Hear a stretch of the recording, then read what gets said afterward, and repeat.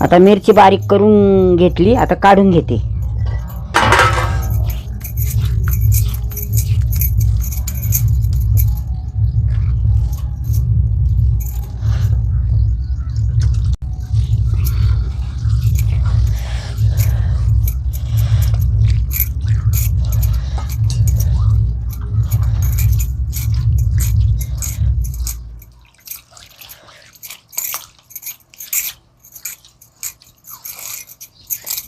मिरची टाकली, उलग्याचं पीठ टाकलं, उलसर गव्हाचं पीठ टाकलं. आता मळून घेते.